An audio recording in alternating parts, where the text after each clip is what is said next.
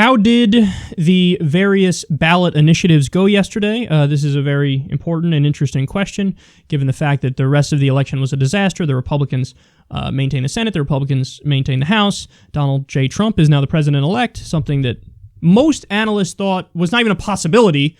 Of course, I thought it was a possibility. Turns out that's exactly what happened here. But there is a silver lining. There's a not civil at all, but silver lining in what happened yesterday, and that's the direct ballot initiatives.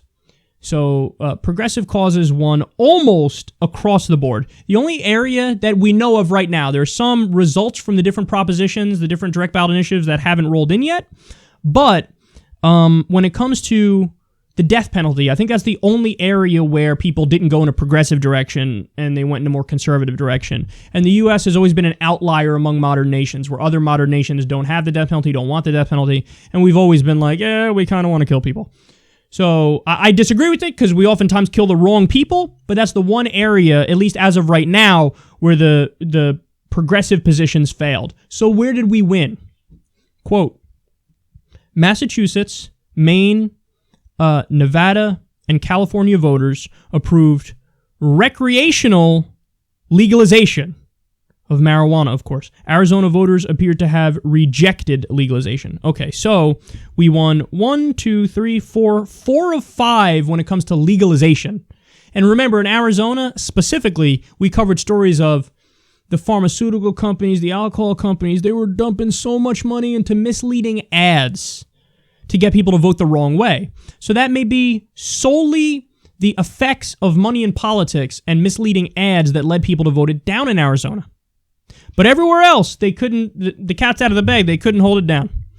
California, Massachusetts, Maine, Nevada, all of them now have legal recreational marijuana. We may have passed the tipping point. Because what are you going to do? I mean, first it was Colorado and Washington. What are you going to do? It's just a few states. Alaska. Oh, shit. Slowly but surely it spread. Now we're talking about a giant legal industry. But here's the problem, by the way. At the federal level, it's still illegal. All you need is one shitty president to say, you know what, fuck it, I'm going to crack down, and then it's done. So now we're all on the whims of Donald Trump, and potential Attorney General Chris Christie to say, you know what, okay, I'm going to let it go.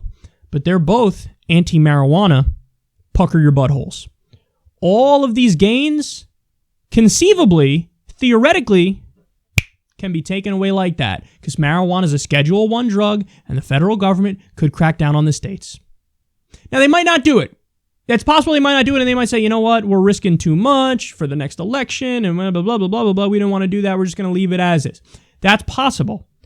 But just know that they're fully within their legal rights. If today, or not today, because President Obama's still in office, but if, next March, if you have President Donald Trump decides that, you know what, we're just going to go in there, the federal government's going to go in there and shut down every marijuana shop in Colorado and in California, he's well within his legal rights to do it.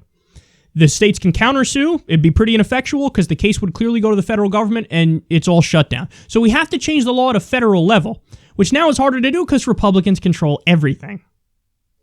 But the tentative good news is the states are saying, we're going to try to go so far with this that you can't put the cat back in the bag without, fucking riots in the streets. On the medical marijuana side, Florida, Arkansas, and North Dakota all voted in favor of medical marijuana, and Montana also appears likely to approve it. I don't know what the numbers are exactly right now. This is from last night. I only got like 2 or 3 hours of sleep, so it's not that long ago. This was from, maybe 5 o'clock in the morning that these numbers are from. We're still waiting on some of the direct ballot initiative results to roll in.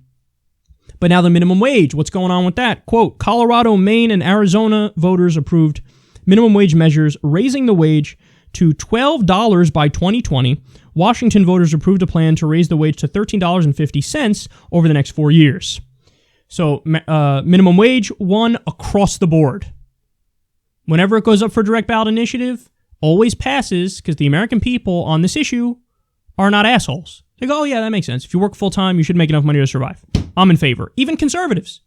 80% of the American people want to raise the minimum wage to a living wage. So that's why every time it's on a direct ballot initiative, we win, because the American people are actually progressive. The Democratic establishment is not progressive. They don't run progressive candidates. So given the option between Republican light or Republican, they go with Republican. But in terms of the issues, they're progressive. And finally, Colorado approved physician-assisted suicide.